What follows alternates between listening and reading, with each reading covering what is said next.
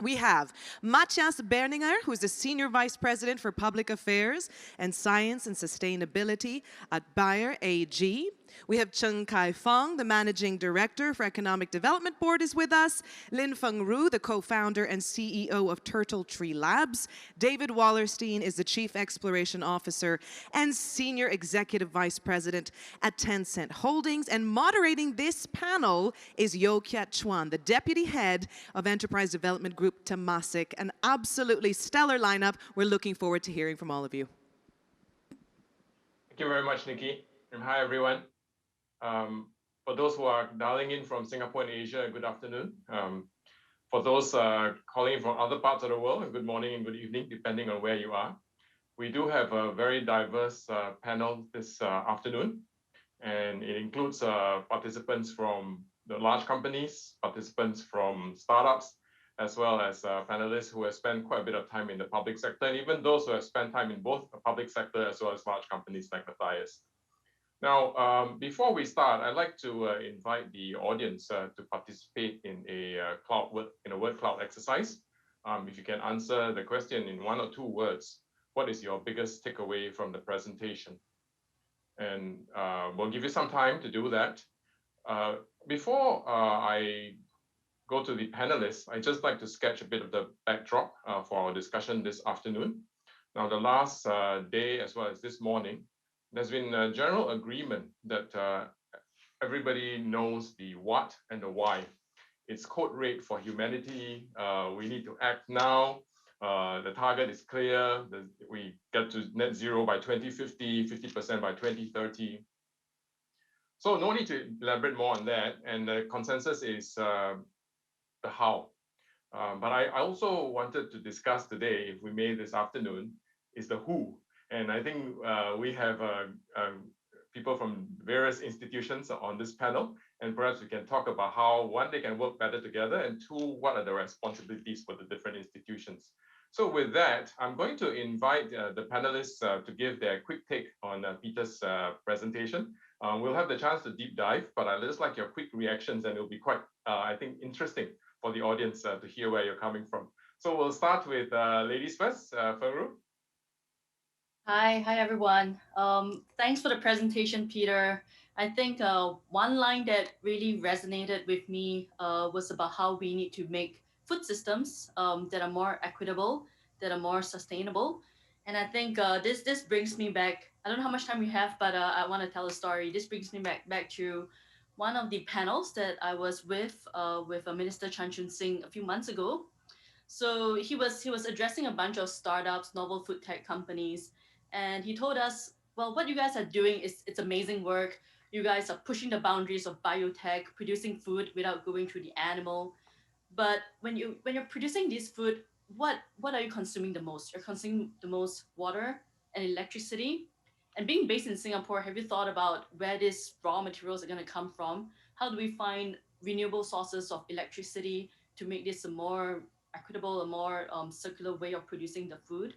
We can perhaps get a massive solar farm from Australia, pipe the electricity to Singapore, or we could use wind farms from different parts of the world. But these are things that we need to think about to make it truly circular. So thanks for your sharing. I'm very excited to be on this panel today. Thanks, Fengru.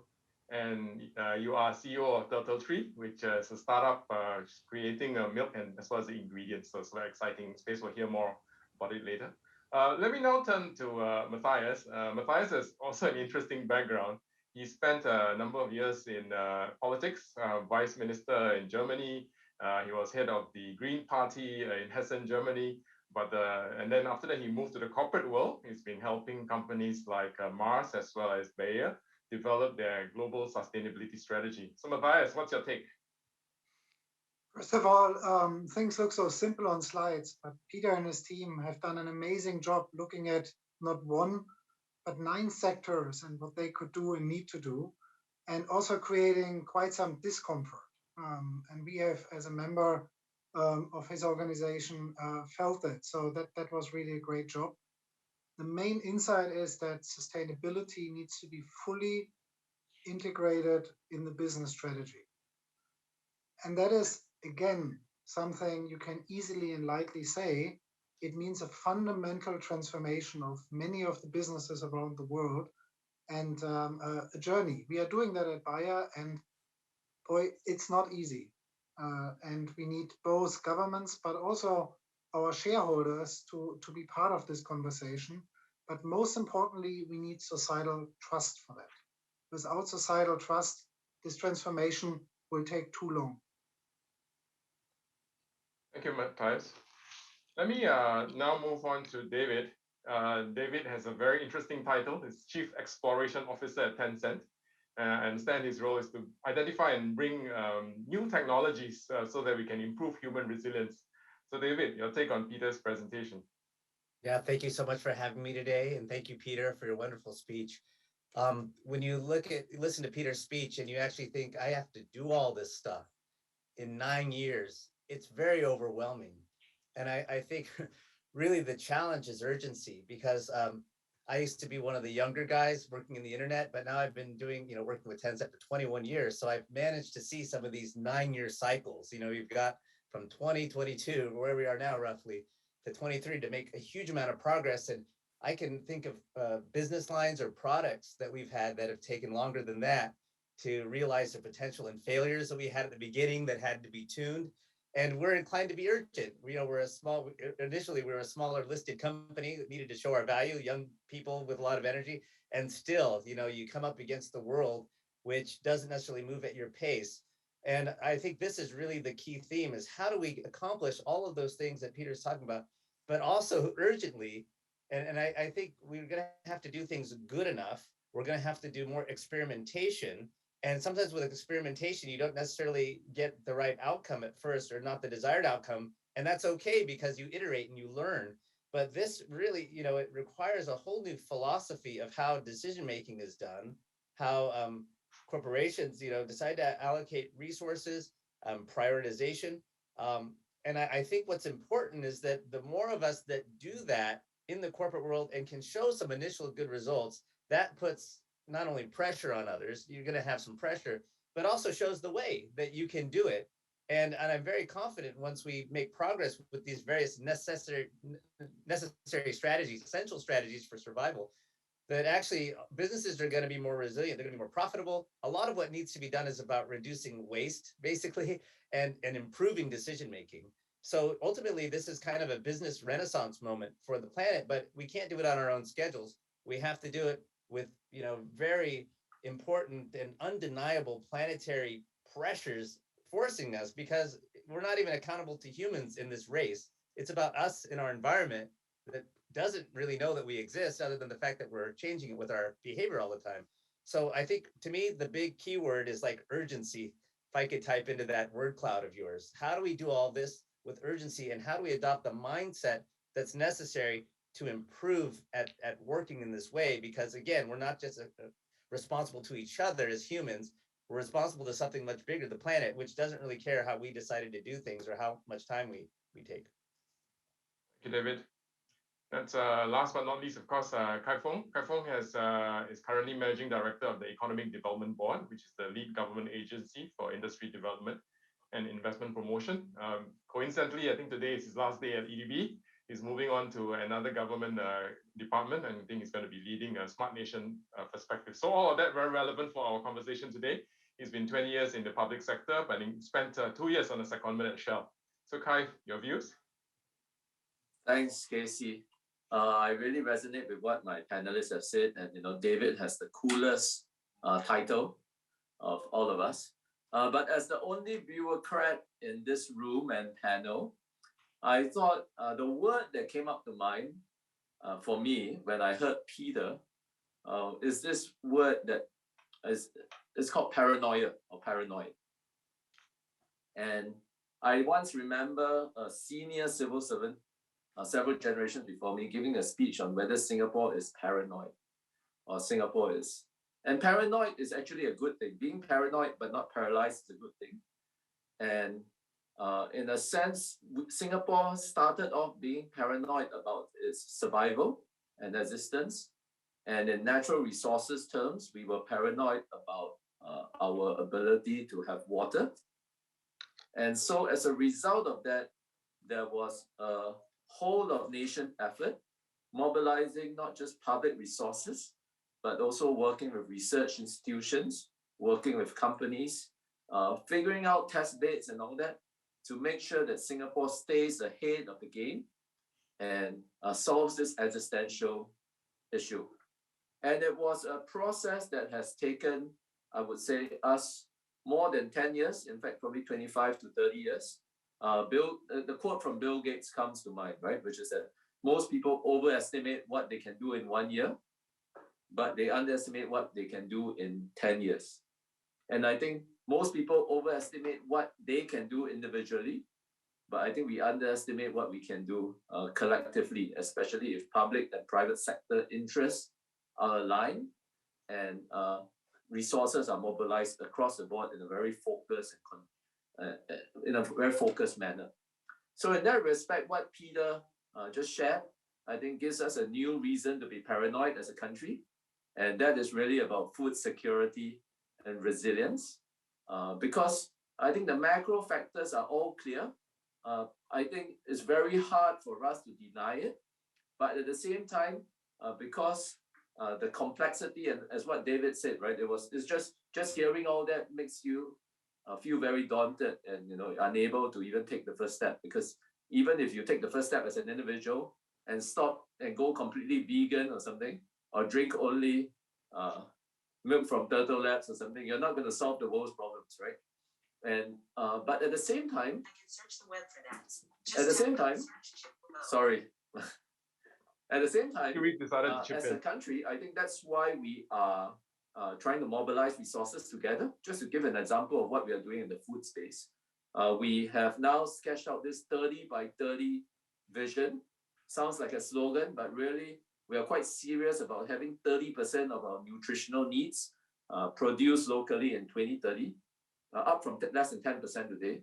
And the idea behind that is to again align vision and mandate and mobilize resources across the world to do this, to innovate in food, because we believe that the macro factors will be such that there will be immense and undue pressure on the sustainability front, on carbon emissions, on water levels, on many fronts that would actually render the production of food, render a lot of pressure on the production of food. So that's just one example, and which is why I thought the word paranoid is useful. And I wonder whether we are paranoid enough as a collective. Thanks, Kai. We'll have a chance, I hope, to discuss the water story as well as the Singapore's 30 by 30 vision in a bit. I think I take from the panelists urgency, paranoia, sustainability is a journey, and we need to reduce the resource footprint even for new innovations. Let's now turn to the word cloud from the audience and see what they thought. Could someone please flash up the word cloud? Okay. So ACT now comes very, I think in very large words, urgency, challenging, regenerative agriculture, reinventive mindset change, positive action, cooperation, global cooperation. Great.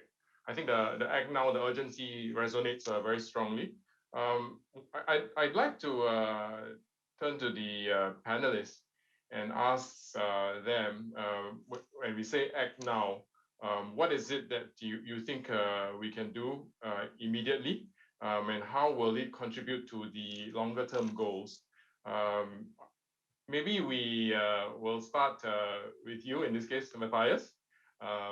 From your perspective as both the public sector and in politics, as well as now in the private sector.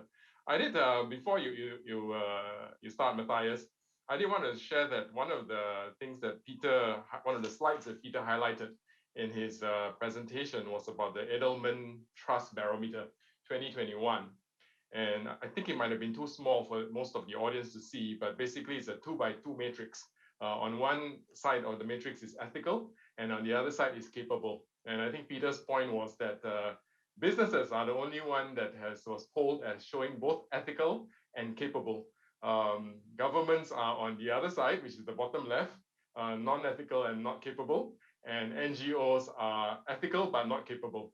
So with that, maybe as a very interesting perspective, and I'm sure none of the panelists are non-ethical or non-capable, they're all ethical and capable. I'd like to turn to you, Matthias. I mean, this was an eye-opening slide for many of the key players in the stakeholder economy. But I want to say it's also a snapshot of a time where innovators brought us the mRNA vaccines.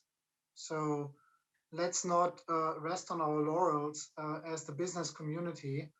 I believe you need to build trust, going up the staircase, but you lose it taking the elevator. So the business community actually has a lot to deliver in order to maintain this high level of trust. On the capability side, I think the innovation budgets of business tell the true story.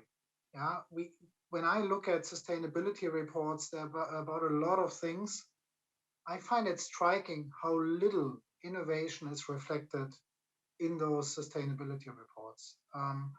Peter has made the point that a lot needs to happen to solve some of those problems in the next 8 years or 10 years. It would be impossible if not for innovation. And what gives me a lot of energy is that 8 out of the last 10 Nobel Prizes in chemistry have been awarded in the field of the biorevolution. This confluence of genomics, artificial intelligence, new frontier chemistry, which brought us mRNA vaccines, holds the key to solve some of the biggest problems in the food systems as well. And how to harness this innovation, how to generate breakthroughs in that space is the question of our lifetime. What do we need from governments? We need a welcoming environment for those innovations. 25 years ago, when biotechnology took root in agriculture, parts of the world welcomed it, part of the world were visibly against it. We cannot afford this kind of divide again, because it will lead to social divide and poverty, and it will slow us down in getting to the right solutions. And if I may say, we are currently operating in a space where business collaborates and governments think about competing. We need to have it the other way around. Governments need to collaborate, and then we as businesses need to compete for great solutions, because without that competition, without the healthy pressure of competition, the business community will not do its best. Thanks, Matthias. A number of interesting threads there, especially about businesses needing to compete more and governments should collaborate. Maybe I can turn to Fong and get his views on. Maybe I can offer 3 things just to give a view as a government servant working with businesses. I think the first thing is we have to be hard-headed and we have to call a spade a spade. I think there's far too much greenwashing going on around the world. Everyone is virtue signaling by saying, I'm going to cut air travel, I'm going to impose carbon credits and tax and all that. But when you actually get down in the details and you figure out what they're doing, actually everyone is many people are gaming the system, many countries are gaming the system. And I think the first step is to have someone from the outside, and maybe that's a role that NGOs can play, to constantly hold up the mirror to both corporations and governments to say, is this really what you need? Because otherwise you end up having a portfolio where it's couched as ESG, but really they're just tech companies, right? And they'll say ESG companies are growing 20% better than the usual companies, but actually all of it is driven not by ESG, but it could be driven by other factors. But the main thing is, I think we just have to be honest with each other and call a spade and be hard-headed about it. Because as Peter sort of mentioned, one of the key things we have to do is to measure ourselves and hold ourselves to that high standard. So that's the first thing, being hard-headed and being calling a spade a spade. The second thing is that we should put our money where our mouth is. Take, for example, if you really care about carbon, I think apart from doing credits, which can be easily moved around, I think there's a lot of promising startups really dedicated towards whether it's reforestation, whether it's removing carbon from the atmosphere. I think not enough money, I guess, is going into that space, partially also because it's probably expensive for the companies. I would not say who, but when we deal with companies who talk about their carbon price, what's surprising to me is their stated carbon price publicly and what's their carbon price as we negotiate projects is a world of difference. And I think we all have to do better in that sense. And related to this, I mean, even for Singapore, we are thinking, how do we best put our money where our mouth is?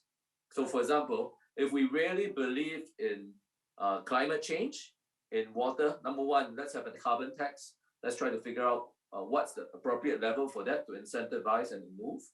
Two, let's put 100 billion behind dealing with floods, because really that's going to affect livelihoods all over the world. And three, let's again put our money where our mouth is when it comes to food, building a healthy and resilient food system. And that means making bets. That means some things will be more expensive and you have to spend money. And that means that you have to tolerate some degrees of failure. And then finally, I would say it's super important to take a humble view to actually acknowledge that we don't have all the answers and we can't move things alone, and we'll have to work together as a country. So, working with the private sector, people like David, people like Fengru, Matthias, the big companies like Bakker. So recognizing that they have strengths and figuring out how we can align incentives, because companies do need to make a profit, and we shouldn't deny them of that. But also recognizing that they themselves also want to do good. How do we actually bring that together? And working together across countries and as an international system. Now that's far harder to do. We all know that international institutions ultimately have to deal with the ebbs and flows and the decisions of the big countries. But I think if the NGOs here have a role to play too in moral suasion and creating, and I think ultimately it's about influencing populations who then hold their governments accountable. So three things. One, calling a spade, being hard-headed about it. Two, really putting money where your mouth is and making bets. And three, working together as a system. Thanks, Kai. If I can just stay with you for a minute before we move on to Fengru and David. One of the things Matthias thought about was about governments collaborating more and competing less. How, in your view, how do we do that? And can Singapore play a role? So we try to play a useful role, but we are very conscious of our own position, which is that we are a small country. Frankly, if we stop breathing, nothing's going to happen to the world. They will have enough oxygen and carbon to go around, and we are not a meaningful market for any single person. So even if we say we're going to stop buying a particular kind of food, that's not going to make a dent. So we are quite realistic about that. But at the same time, I think we can play a useful role, whether it's in terms of regulatory frameworks, whether it's in terms of research partnerships, or just being a little small bonsai, a little small model in which other countries perhaps will derive useful ways of working and tips around. That's our small little contribution. We do want to play a role in innovation, and that's why we have taken a very forward-looking regulatory stance when it comes to alternative proteins. Our research ecosystem is also highly invested, not just in alternative proteins, but in aquaculture and in urban agriculture, because we truly believe that doesn't only serve our needs, but increasingly, especially as cities become more populated, as people move from rural to cities, I think a lot of the lessons, a lot of the mistakes that Singapore makes could be useful to other countries and cities. Thanks, Kai. Okay, let me now turn to Fengru. I think Matthias earlier mentioned about technologies and receiving a warm welcome from governments. Fengru, I think the last time we spoke, you were in North Carolina. Not sure if you're still there and you're evaluating as a site for some of your activities. Can you talk to us a little bit about the role that the contribution from innovative technologies such as those developed by your companies, and how has the reception been from different countries across the world? Sure. So I am currently in California. We left Virginia a few months ago. So Virginia is actually the site of one of our contract manufacturers for large scale production. So for Turtletree, we are producing milk and other sustainable food ingredients through methods that are not animal sourced. So this is animal cruelty free. It's circular. So the feedback that we got from industry has been very welcoming, and it's because of how we position ourselves. I think in our early days, our focus was a lot on the full fluid milk. But I mean, I come from a business background. I used to work for Salesforce, Google. So I knew that it was very important from day one to talk to customers, to talk to investors, to understand the landscape. So understanding the industry, we know that fluid milk is at $2 a gallon. So there is still a lot of work that needs to be done for biotech to reach this kind of price points. So in the early days for Turtletree, we are focused on high value ingredients that are found in milk. So we're talking about things like lactoferrin. Lactoferrin is a protein that is a high value protein that is found in milk, both cow milk and human milk. And on the market today, lactoferrin is traded at $700 to $3,000 a kg. And you compare that with $2 a gallon, this is something that we can definitely reach price points even today. So working with the big dairy companies, CPG brands, these high value ingredients is able to integrate to their current ecosystem. So we can put them into current infant nutrition products or performance nutrition products, or even their regular plant-based milk to increase their nutritional profile. So a lot of these CPG companies, these food companies are very excited to work with us because we are seen as a partner who can produce ingredients that are not just better for human health, but also less demanding on the animals and the environment. And then can I ask about the reception by the various governments?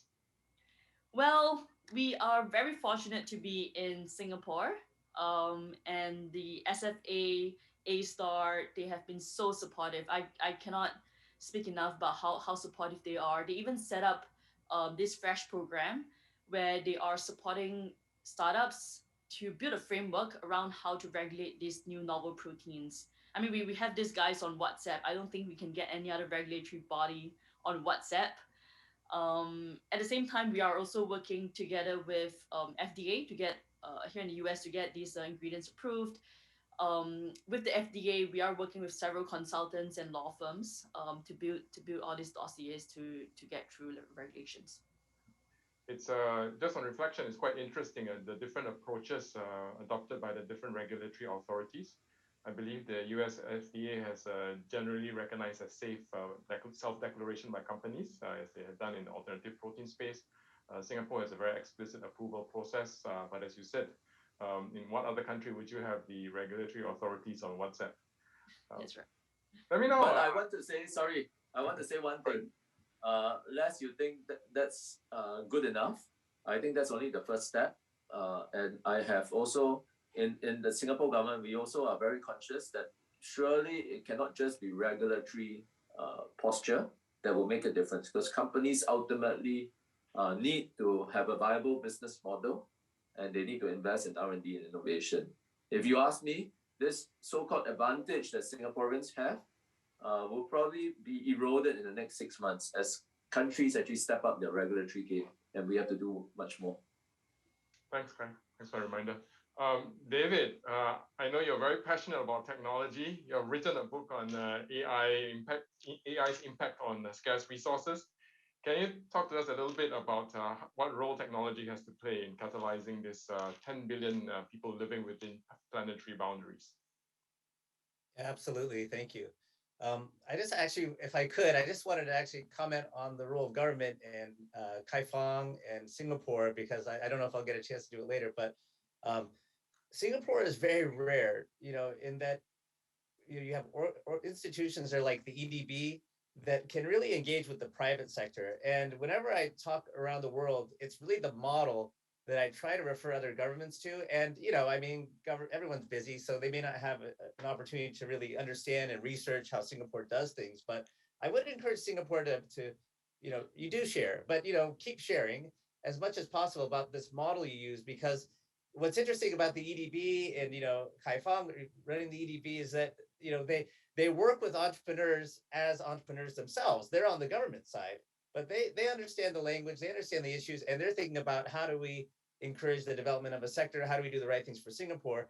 And I feel like that kind of spirit of collaboration between governments and in the private sector using the same language, and well, also they work the same hours. I've done some emails over the years with folks from the EDB working at 1 a.m. or whatever, because it's a normal day of work, but they're, you know, they know they have to do a late night call back to Silicon Valley or something like that. It's a great model. And I think this is how we're going to be able to make a lot more progress between the private sector and government. So I just wanted to say that. And I know Kai Fong is moving on, so we just wanted to tip the hat to everything he's done over there. Okay, so I want to leave folks with the key idea. When we talk about technology, there's a lot happening, obviously. But I think the key framework that I really want to get across is regarding something that is actually, I think, missing from today's climate debates. And when we talk about solutions, I think we've done a good job at humanity identifying what we need to do in terms of hardware. For example, we talk about energy. We say we got to have solar and wind. Have you ever heard a climate talk where they mentioned solar and wind? Great. So we get the idea. There's things we can do on the hardware side. But I think what's really lacking, and which almost never enters the laundry list of things we need to do, is the software side, the intelligent side. And this is really, when you think about speed and what has transformed our lives, including this very call that we're doing right now, and the cell phone that I'm looking at to my right here, you can't see it. Well, there it is. It's really the software revolution. You know, the hardware is great. You know, these iPhones have batteries in them and the storage, but really what makes it alive is the software, and it's helping you to decide things all the time. Now, decisions can be big and small.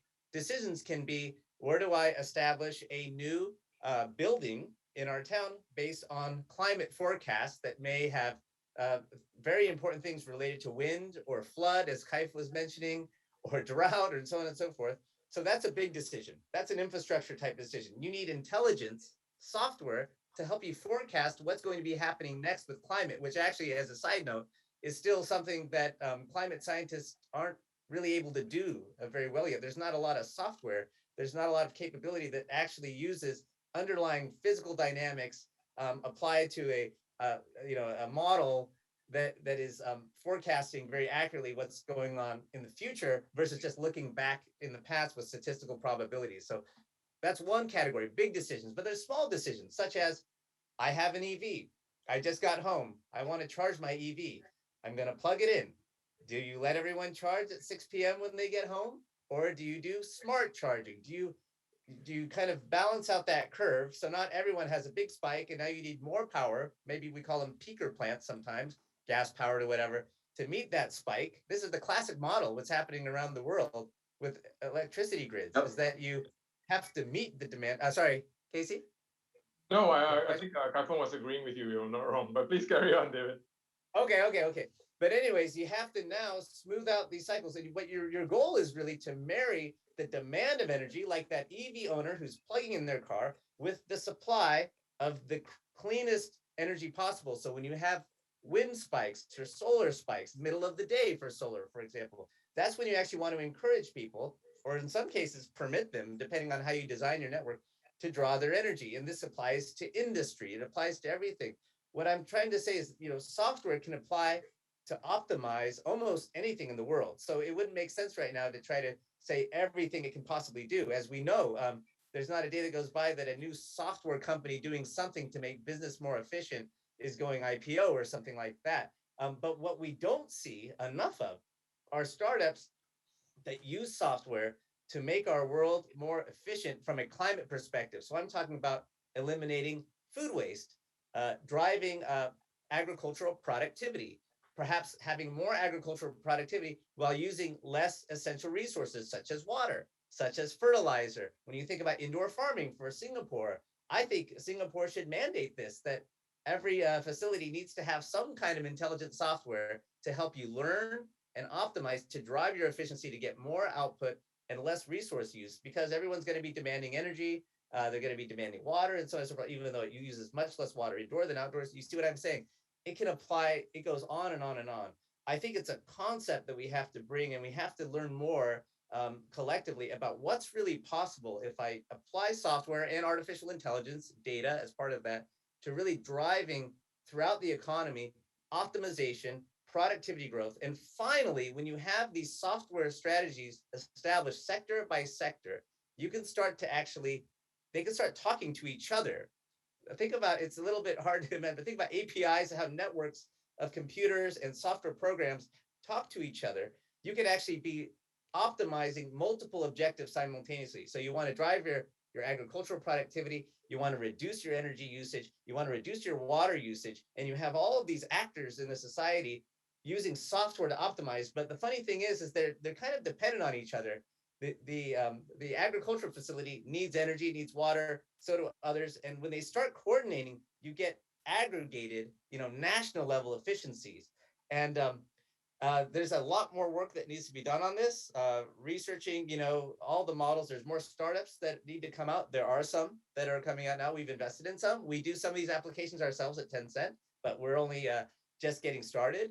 But anyways, I think this is the big concept. The question really is, how can software drive efficiencies that really make a difference, and do so urgently as part of our toolkit for humanity to really get the best possible outcome as quick as possible?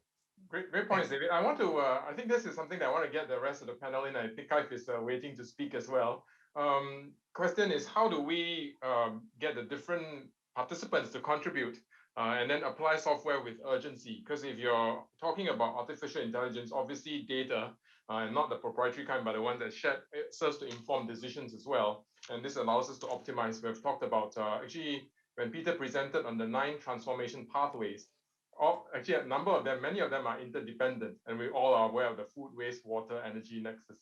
So maybe we can have a discussion around this sharing of data. Kai Fong? I'll just make a very quick framework, which just occurred to me as David was just using the example of EVs. 5 I's, right? So number 1, innovate. That's simple. Basically, investing in R&D, making sure that we have an innovative ecosystem. 2, influence. I think governments. So I'm speaking from the point of view of governments. Second I is influence. I think governments have a role to influence and to really lead when it comes to existential issues. Singapore did that when we just urged everyone. I remember as a young kid, we were forced to do water rationing exercises, and that's a form of influencing, because it ingrained in our heads how important water was. 3, incentivize. Basically, just making sure our taxes, our systems, are tilt towards in the playing field of what we're trying to achieve. And the other 2 I's, I think, are things that we haven't really done enough of. So the first I, the 4th I is what I call integrate, and that's what David talked about. Because you can imagine, even take his idea of EVs even further, about smoothing out the curve, because that's essentially the demand supply issue, right? And actually, if you actually integrate into the system, the batteries in the EVs can be a very powerful storage of electricity, actually, for the country as well. Just to think in terms of systemic terms. And the 5th one, which hardly any governments talk about, but all governments would like to do, is called intimidation. Intimidate. Essentially, the courage to legislate and to have rules when it counts. And I think the courage to tax. So in Singapore, the way we structure our water taxes reflects this. Because when we structure our water taxes, we are paying for the next drop, the marginal drop of the water, right? So in other words, what does it take for us to produce the next drop of water? And I think that really aligns everything together. And in the same light, I think we have to think about doing so in different areas, whether it's in terms of just food, whether it's in terms of how do we do that in terms of legislation, whether it's in food, whether it's in carbon, all the resources that will come at a crunch in the next decade or 2. Yeah. Thanks, Kai. Matthias, I think you wanted to come in? Yeah, I'd like to build on that. And you spoke about prices for carbon earlier as well, Fong. And companies can do 2 things. They can wait for governments to regulate, or they can start to do the right thing early on. My general belief is if business doesn't do the right thing, there is a high risk that governments do the wrong thing. Yeah. So when it comes to carbon pricing, we have decided that we introduce an internal carbon price of 100 euros per ton across all Bayer operations. And that fuels investment decisions towards avoiding carbon emissions. When I look at the first year experimenting with that, we thought, oh, 2x of the carbon market price in Europe would be a really steep price. We believe it needs to be even a bit more. But businesses can do that. We don't need to wait for governments. And I think as much as regulation is needed, regulation needs to be as consistent as possible globally, and it needs to be enabling and not stifling. Europe has to make a historic decision. If you think about the invention of book printing arrived at the speed of an ox cart in Istanbul. And the Ottomans decided, no, we don't want book printing. And that was the beginning of the end of a scientific center in the world. When it comes to biotechnology, the biorevolution, gene editing, the European Union has to make the same decision as we speak. And we have to get to more enabling innovation environments. But I also want to get to a practical topic. So we spoke about vertical farming, huge benefits in vertical farming. And one of the big successes is what we see also as a collaboration, Casey, with Temasek is Unfold. Yeah, like 2 years ago, we said, oh, let's figure something out that is really disruptive. 2 years later, it's the world's like most desired and most praised innovation. Unfold is a partnership where we get the lighting system right, where we get the water management right, where we have the seeds selected that really thrive in that environment. And when you bring all of those things together, when you integrate, you suddenly come up with a great solution. There's one drop of water I want to put into this wine. We need a lot of sustainably produced electricity in order to scale up vertical farming. But we also need it for electrifying cars. We need it for desalination of water. We need it for all other electricity needs. We need it for green hydrogen. And my fear is that there are too many people trying to get a piece of the cheap green electricity. And that's why green, cheap electricity can only be one and not the only avenue to decarbonization. Again, biorevolution is another one, and that's one where we should place more bets in my book. Thank you, Matthias. Before we invite Fengru for her comments, just wanted to, for the benefit of the audience, share that Unfold is a joint venture between Bayer and Temasek that's focused on seeds development, optimizing it for urban farming. And the basis is that most of the seeds have been optimized in the past for growth outside, which is incorporates traits such as pest resistance, weather resistance, all of which you don't need when you're in an indoor farming controlled environment. And therefore you can relax those and improve the yield. So that's the basis. And I think, as you said, Matthias, it's a new model. And I was hoping then for us to spend some time talking about different types of models that facilitate partnerships between startups with large companies and enabled by regulations. So Fengru, maybe this is a good point for you to come in. Could you also comment on David's point about software and how that actually helps you to also optimize your own operations? Sure. I mean, I come from a tech space, so I'm all about software, I'm all about technology, all the way from, I mean, where we're at now, from lab scale, making sure that teams are able to communicate, to the hardware side of things. How do bioreactors and downstream processing equipment talk to each other? How do we capture the right electricity? How do we recycle or even dialyze some of the media components that are spent? So all of these are systems that have the possibility of talking to each other. We will be shocked to see that a lot of these systems today do not do that. I think there are a number of companies who are building the next generation of contract manufacturing facilities to be able to get there. But obviously, all of these different pieces are separate. Even the equipment is built by different manufacturers. So I think there is a lot of opportunity in this space. And I think I want to also double click on the part about electricity again. I think Matthias made a really good point. Everything that we want to try to do today has to do with electricity. Essentially, what the bio food tech companies are doing is converting electricity into food, electricity and water, right? When we talk about cell-based meat, when we talk about cell-based milk, when we talk about precision fermentation, when we talk about vertical farming, aquaculture, everything is water and electricity. I think if we study a lot of the case studies in the U.S. and maybe in Japan or even China, we do observe. I know this is an area of big debate, but I think there's a lot of interest in nuclear power as well. I think to be able to access the newer technologies very safe, to capture all this energy, I think this could be a potential that a lot of different businesses can look into, and countries as well. Thanks, Fengru. Before we move away from this topic, I also wanted to pick up a question from the audience, and I want also to remind the audience that please feel free to enter your questions into Pigeonhole, and we'll take them as we go along the flow of the conversation. And this one is from Professor Annie Ko from Singapore Management University, and it's to David. Thanks for bringing this up. Decisions are based on insights shared across systems to build foresights. How do we get everyone coming together to share those insights to innovate together? Well, that's difficult, isn't it?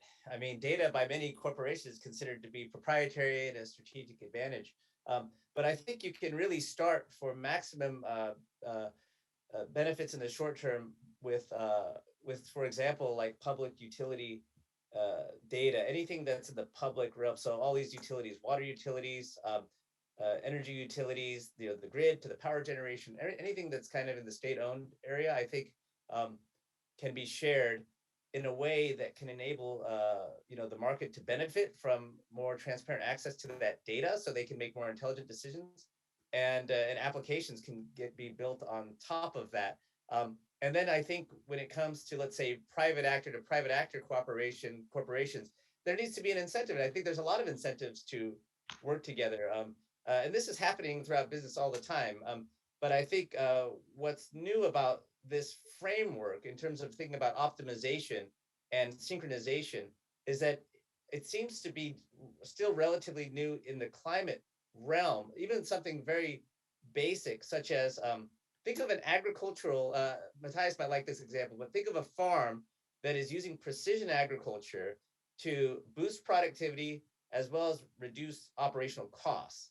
And they find that, by actually reducing the amount of water that they use, they can boost their productivity, which means farmers are often overwatering their plants, something that maybe we didn't know, but we find this out using intelligent techniques like artificial intelligence. However, in addition to saving on water, if they can also have data from the power utility, which is further downstream, related to how there's fluctuation in price in the energy grid based on what's going on regionally in the energy grid, they may further decide when to pump the water during that time of day. So now, and if those savings can be passed on to the farmer, who's not only thinking about boosting productivity and reducing water usage, but also saying, well, your water to pump it to get into the fields will be less expensive at this time of day. Plus, the energy utility actually kind of has a problem because there's a lot of demand at certain times of the day. Now, the farmer is saving money. They're very incentivized to do that as long as it's clear to them and there's transparency in the data. The utility is making that data, the pricing has to be dynamic, yes, so that's not always the case. And they have to be able to expose that data to the market to take advantage of it. But once you start doing things like that, everyone wins. I don't think there's any loser in that kind of scenario I was describing. It's a little bit complicated to explain on a Zoom, I know, but if you caught the gist of it, those are the kinds of ideas where, for some historical reason, the data is not there. It's not historically being shared in a format that can be used by an app. And these ideas around the world are just starting to kind of pick up now more often than not. In a lot of places, even in the US, it's not necessarily happening yet. So I think this is the idea. It's more of the conceptual framework needs to meet up with some sufficiently smart tech people, coders, and people that kind of understand the model to really just make the first generation applications available, show the results, see that there's something to this, and everyone's winning, and then you continue building from there. But I think governments play a huge role. Governments have massive amounts of data of all kinds. They're probably not using it much themselves on a typical day. They may not even have dashboards to tell them what's going on. I don't know if Singapore has a dashboard about food waste, for example, or who's exactly consuming what. Maybe you do. I'm just saying. There's so much we can do with, maybe the data is actually there, but no one's really dashboarding it or exposing it to third parties so third parties can make applications on top of it. There's a whole revolution of awesome stuff that can start to happen. And part of it's conceptual, part of it is getting the IT guys to be willing to, you know, use a new framework to let the data be available. And then, you know, sufficient application development for the first generation to prove that this works. Things are going better. And then you really get into it. Then you start building and building and building. Remember where the internet was in the 1990s? You had to wait a minute for a page to download 20 years ago, roughly, you know? Now we're doing Zoom calls. So like, you know, evolution starts very fundamental and then it grows rapidly and becomes more and more complex as we learn one trick and everything starts talking to each other. But we have to accelerate now to drive all kinds of productivity. So yeah, that's my view. Governments, Thanks, please kick it off with your data. Thanks, David. Matthias, you wanted to comment? Yeah, I mean, David, I couldn't agree more. And probably one of the smarter decisions of the US government was to be very open to utilize their data on climate and weather. So Bayer's Climate Corp is basically built on that insight. We now also see that more on a global level. There is a company, Apollo Ag, we invested in early on, that reached roughly 70,000 farmers in Kenya with predictive models, with better crop insurance, with a backbone for drone applications. And the results after 2 years is a 2.5 times increase of productivity. And that's a lot. At a time where 16 million people died during the pandemic because of hunger, increasing productivity in smallholder farmers by 2.5 is one of those good news we are waiting for. Sarah Menker, who with Grow Intelligence has built an amazing business, is beating most traders and most governments in forecasts on yield because she is utilizing these kind of innovations. Again, a super inspiring story. And then lastly, those smallholder farmers, they do not want to copy what farmers in other countries are doing. We see in the adoption of drones in West Africa, in Indonesia, that they are leapfrogging like they've done on cell phones. So these are examples that something is happening. And the question is whether we can accelerate it and whether we can increase the scale of change. And for that, it's really, really important that large companies look to work with small companies in order to compete with the other small companies. That's the insight at Bayer. Yeah? So we will compete and we will be disrupted unless we find great partnerships with a sector that is hugely innovative.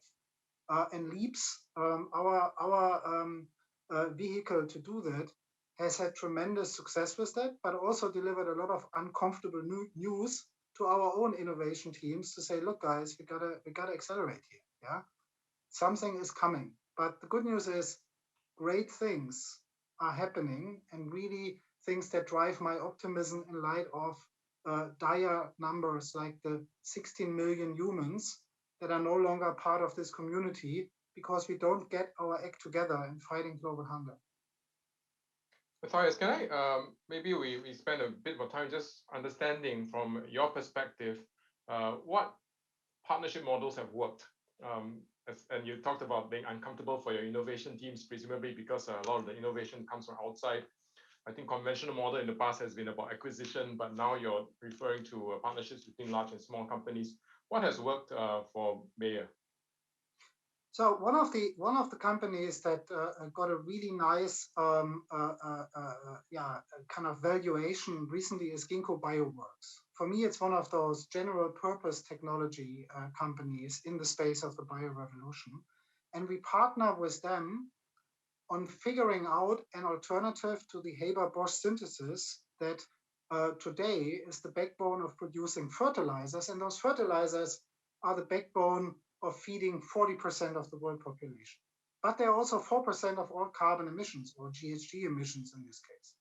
So with Ginkgo, we work on technology that would replace fertilizers. In this case, microbes that you could introduce into the fields by way of seed treatment.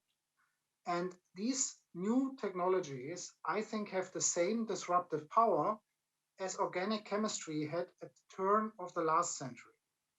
And the important part is to find the general purpose technology backbone. So I think Fengru will agree that in the area of cell cultured meat or cell cultured dairy, currently we are playing a lot with hormone technologies, other bioreactor technologies that are made for pharmaceuticals.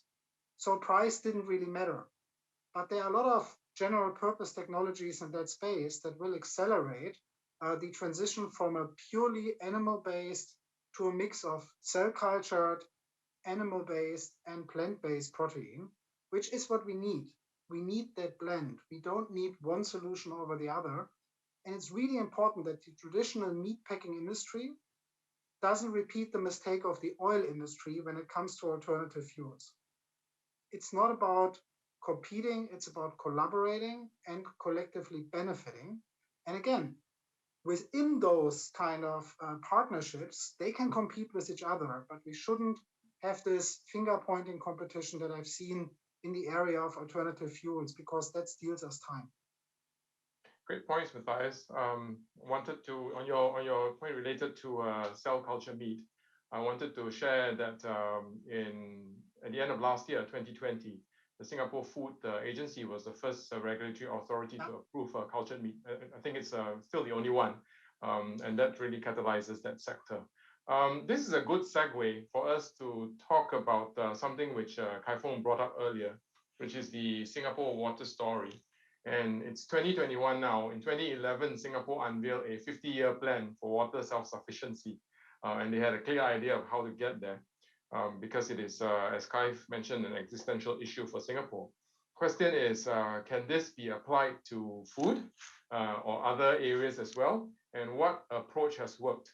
Kai, maybe I can get you to kick us off, but there's a question from the audience, which is, I think it's related to also this, because by addressing the Singapore water challenges, Singapore successfully built a water industry as well, if I'm correct. So the question is, how is the economic GDP growth related to sustainability in Singapore? That's a really good question. And it's something that I think you can look at it as a constraint and you can look at it as an opportunity. You look at it as a constraint in the sense that, all of us signed up to the Paris Agreement, and all of us have all countries, when I say all of us, right? All countries have some commitments with regards to really peaking emissions. So ours will be by 2030 and getting to net zero by some time. And I think the getting to net zero part is really not a trivial thing. Many countries talk about getting net zero by 2060 or even 2050. But actually what this means will be, will have an impact on the economy. Because today, take for example, petrochemicals and hydrocarbons. We are reminded today of how reliant the world is on natural gas and on petrochemicals just from the energy crisis today. And even if you look at the price of coal, which is becoming tobacco in terms of becoming really a four-letter word. Even if you look at the price of coal, you find that coal has increased in price because of the amount of demand there is, and actually the suppliers, because there's no competition, no competitive supply that comes. Prices are high, and those who hold on to coal mines today benefit. And short of having if we continue down this pathway, and every country and the political add that to the political cycles of each country, we only need to look around to some of our neighbors, even a little bit further away in the developed world, where it is very difficult for some countries to give up on very polluting industries because of the amount of jobs that the industry provides. even in the developed countries in Europe, for example, you will find that the credits which are given, for all the rhetoric, credits are also given, and a substantial amount is given to industries which actually employ a lot of people, but perhaps could end up polluting the world more. So that's the unfortunate situation. And as a result of that, I think GDP growth, if we continue down this path, will be hurt by focusing on sustainability without understanding that there's a much larger systemic problem that we have to solve. But if you cast your eyes much further in the long term, and that if you believe that actually the long term it will benefit, the question is how do you align incentives that way? What doesn't help us in many countries is the political cycle that sort of prevents that forces and Matthias may know this, right? But it forces political parties to just focus on short-term results, and often that translates into jobs more than anything. So what needs to happen, in my view, is more a collective world agreement. I think the Paris Agreement is a good start, but my own view is that we need to do way more. We will probably need some sort of a global carbon tax that everyone sort of agrees to. We will need the two big emitters, US and China, to come to some consensus on climate change and what that means, and to hold themselves accountable to that, to those. And by doing so, they will bring everyone along. And then individually, all of us can do our part as countries, as companies, that sort of thing. Short of that, I think you would have, you could potentially have companies just playing the game.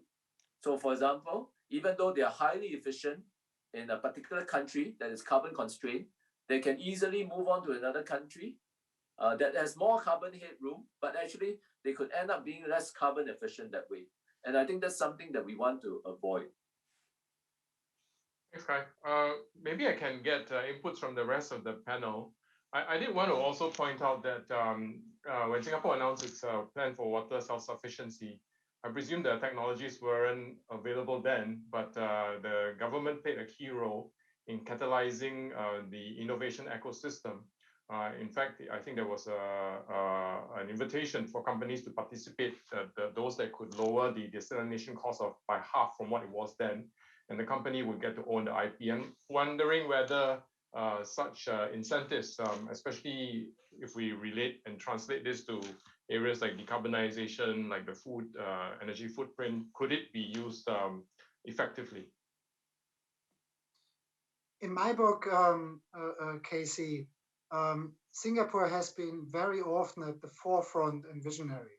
And we talked about two things right now. So we talked about cell cultured meat and kind of approving it first. And now we talk about water. 60% of all humans will live in water stressed regions by, I want to say, 2050. David has made a fantastic movie about the water crisis. Without solving the water crisis, we will not solve the food crisis. It's literally impossible. And from that vantage point, investing in an ecosystem that drives key technologies like desalination. Desalination is like the wind power or solar in energy, is one of those visionary steps. And arguably, the reason why we have political systems and governments, if you look very far back in history, is water management. That's at the heart of nation state or political system building. And from that vantage point, we need to focus much more on the topic. What worries me is that we talk a lot about CO2, but not enough about H2O. And the climate crisis will manifest itself in water-related issues. It could be the kind of heat bulbs that make conditions completely bad for people and unlivable. A lot of people die because of that, or it may be by way of drought or infrastructure damage by extreme weather events. Water is the topic that keeps me up at night. Thanks, Matthias. David, I know you feel passionately about water. Would you like to add your views, bro? Yes, well, and for any the movie called Day Zero is being broadcasted on TV stations around the world now. So look to your local TV station. In Singapore, it's on CNA, I believe, Media Corp. So it has been broadcasted a few times there. So hopefully there's another broadcast coming up soon. And I really appreciate Matthias's very kind words there. Movie took 4 years to make, and I learned a lot. It was kind of like doing research in the field with cameras, going around the world and learning about what was really happening on the ground, a different perspective than you get in white papers. I think we're talking about water just for a moment. I really agree with what Matthias said about food. I wanted to add to his point, let's not forget about floods too. I mean, basically everything can go wrong in this relationship between water and agriculture because you can have too much, which is devastating, or of course, not enough. And there's different degrees of drought because at certain levels, now you're just really drying up the topsoil, you're losing your microbial life. But let's also not forget about energy. A lot of the world's water is actually being used for energy. Hydropower, obviously, which can become a risk if you're running out of water, which we're seeing happening around the world, but also thermoelectric power. So something that I like to remind people when we talk about why should I move away from thermoelectric power, in some countries they have a love for coal because there's a lot of people employed in the sector. They've got an abundance of this coal and they're not sure what to do. I remind them that often those same countries are very water stressed, and coal heats a furnace and then you get steam and then that turns a turbine. So you need the coal to provide heat. It's a heat source. There are other forms of heat like geothermal, but people like to use coal for heat and then putting water through the process. So it's a water dependent process. And my view is when you move away from these thermoelectric power assets, you've kind of liberated your water. Your water is an essential input for this electrical power generation process to occur. When you remove that asset, now you can use the water for other things, for whatever. It's not beholden to the system, and your power generation isn't beholden to water. So I think this is an additional benefit when you move away from things like coal-fired thermal power electric generation. So I think this is learning to think in terms of, we call it there's a nexus called food, energy, and water. We call it FEW, but learning how to think about these things, how they all benefit each other, is probably actually more essential than it seems, because people are more comfortable to think I need to reduce carbon and I need to reduce this.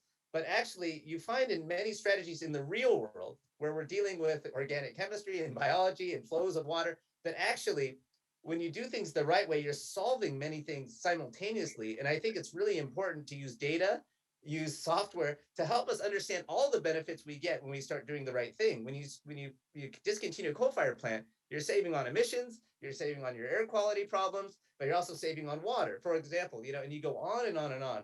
And this is what humanity really needs to get good at, to be honest, to be more efficient in our own understanding of our own actions, so we can drive the insane amount of progress that we need to make on a planetary basis. If you're talking about 7.8 billion people changing their behavior in 9 years, 8 years, 10 years, it's kind of crazy, guys. The world's never seen anything like what we're going to need to do. And what will help us make this progress is actually upgrading our conceptual frameworks to just understand the consequences of our actions better, understand where we get the multifaceted wins. You can win in many areas by doing the right thing here and there. And then let's use data to keep us accountable, to measure our progress in real time, to find those collective wins between organizations and governments. I mean, this is really going to have to be the way that we do this at the end of the day. And I think the time that we waste not really fully exploring these software-driven options. Sorry, David. On that note, I'm sorry to cut you off, but we have literally less than a minute left. I just wanted, we started this talking about need for urgency and act now. I just like to invite the panelists to share one word, a key takeaway. What would you like the audience to do after this session? We'll start off with Fengru. Okay. I think for me is innovate. And I think I wanna focus that innovation is not an invention. An invention only happens in the lab, but innovation is putting it into execution. I'll say thank you, Matthias. Collaborate, collaborate, and collaborate. Thank you, Kai-Fong. Well, start with the word that I started off with. Let's all be paranoid, but not paralyzed. Yeah. And David, last word to you. Urgency. Let's move with urgency. And I'll throw in a little software too. Thank you. And on that note, I'd like to thank the panelists for a very energetic discussion.